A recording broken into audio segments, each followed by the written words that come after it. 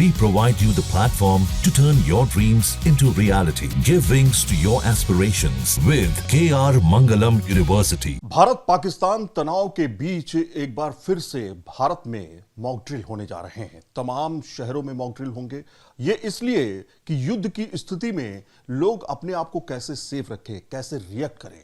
लेकिन क्या आपको पता है कि 1971 में भी आज से 54 साल पहले इसी तरह से ब्लैकआउट हुआ था।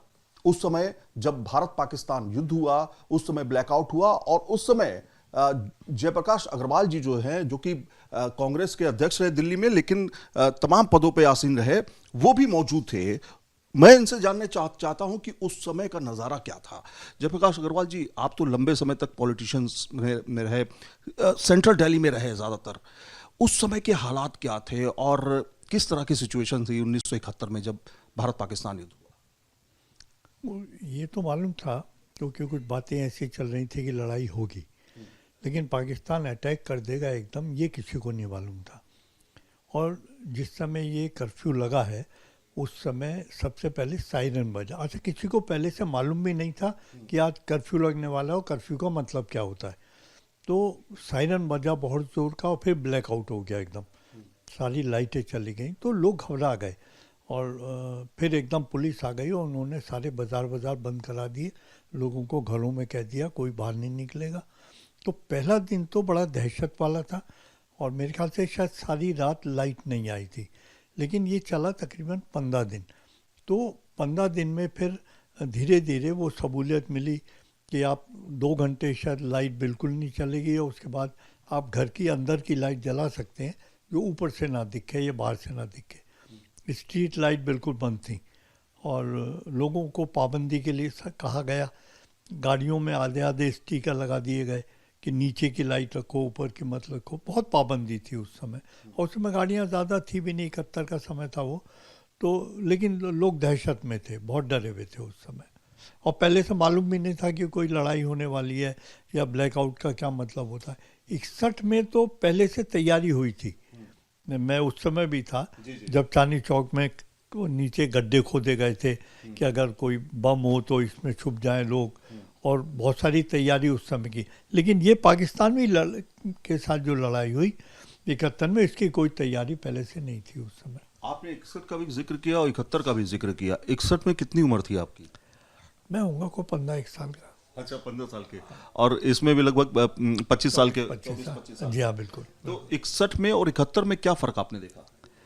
देखिए 61 में तो और भी हम छोटे थे और ये एकदम जब भी ये मालूम था कि चाइना अटैक कर सकता है, झगड़ा चल रहा है। और एक वक्त में ये भी हुआ था शायद चांदनी चौक जो चाइना है वो दिल्ली तक ना आ जाए, तो बंकर खोदे गए थे सड़कों पे जगह जगह कि लोगों को कहा गया कि बम गिरे तो आप उनमें छुप जाए जाके, या आमने सामने की लड़ाई हो, क्या तैयारी है। लेकिन इसमें जो लड़ाई थी ये आमने पाकिस्तान की के साथ आमने सामने की थी। इसमें कोई बंकर नहीं खुदे थे, एकदम ही सायरन बजा और ब्लैकआउट हो गया। ब्लैकआउट को हम समझना चाहें सरल शब्दों में तो हम क्या कहेंगे? बिजली गुल हो जाती है, बाजार बंद हो जाते हैं, शटर डाउन हो जाते हैं, कर्फ्यू जैसा माहौल हो जाता है। हाँ जी हाँ, वो कर्फ्यू होता है एक तरह का और बिल्कुल बंद कर देते हैं लाइट। मकसद ये होता है कि ऊपर से जो जहाज निकलते हैं उनको ये ना पता लगे कि यहाँ पे शहर है और कोई लाइट जल रही है। ये ब्लैकआउट, अब तो खैर अलग अलग से बहुत एडवांस सिस्टम आ गए, लेकिन फिर भी ब्लैकआउट का मतलब यही होता है कि कोई भी उन्हें सुराग ना मिले कि यहाँ पे शहर है, सब अंधेरा हो जाए और लोग अब पाबंदी में रहें। अच्छा, उस समय का अगर ठीक उस समय का जिक्र करें, आपने कहा 15 दिन तक तो ऐसे ही माहौल था 71 में। उस समय जेपी अग्रवाल बिल्कुल जवान थे, 25 साल के थे। आपके दिमाग में क्या चल रहा था उस समय? आप कर क्या रहे थे जब ये अचानक पता चला? तो आपने अपने घर में क्या किया, किस तरह से? हमारे पिताजी मेंबर थे जब कॉरपोरेशन के और वो तकरीबन 20 साल से मेंबर थे, 15-20 साल से। तो हमारे घर में राजनीतिक माहौल था, तो लोग आते जाते थे और गली मोहल्ले में हम रहते थे, नौघरे में। तो बड़ी सड़क नहीं थी जहाँ बहुत ज़्यादा पाबंदी हो, तो जो आसपास मोहल्ले के लोग थे वो आ जाते थे घर में और वहीं से फिर पिताजी से डायरेक्शन मिल जाती थी, ऐसे करना है, ऐसे करना है। तो एक माहौल होता था जिसमें हम भी शामिल थे, हम भी देखते रहते थे क्या हो रहा है। पाबंदी आप पर भी लगाई गई थी कि अब बाहर ना निकलना, कहीं दोस्तों से मिलने मत जाना, या इस तरह से बिल्कुल बिल्कुल बिल्कुल। मैं उसके बाद 1 साल बाद यूथ कांग्रेस का अध्यक्ष बन गया था। राजनीतिक करियर शुरू हो चुका था आपका। हाँ हाँ हाँ, राजनीति परिवार में तो थे ही, लेकिन उस समय हम लोगों के काम में के सिलसिले में रहते थे कि कर्फ्यू है तो किसी को मदद करनी हो, कहीं दूध पहुंचाना हो, कुछ करना हो, तो वो हमारे घर से जाता था। अच्छा। हाँ, किसी को कोई पूछना हो, कोई परेशानी हो, कर्फ्यू का पास बनवाना हो, तो वो सारा हमारे यहाँ सिस्टम था उसका। क्या पहले से जानकारी उस समय नहीं दी गई थी कि इस तरह की सिचुएशन बन रही है, आप लोग घर में छुप रही है, या इस तरह का केवल एक सायरन बजा और एकदम ही हुआ ये। अच्छा, उस समय तो रेडियो होता था, तो रेडियो पे कोई प्रसारण? हाँ, रेडियो पे प्रसारण कि ब्लैकआउट हो गया है और कर्फ्यू लग गया है, सायरन बजा। पहला जो दिन था वो किसी को नहीं मालूम था इस समय होने वाला है, वो एकदम ही हुआ था। जो एकदम हुआ था। तो कितना समय मिल पाया था आपको, मतलब सायरन बजने के बाद कितना समय मिला? बिल्कुल नहीं, बिल्कुल नहीं, एकदम बंद हो गया था सब। अच्छा। हाँ, सायरन बजा, ब्लैकआउट हो गया, पुलिस आ गई चारों तरफ, बाजार बंद हो गए।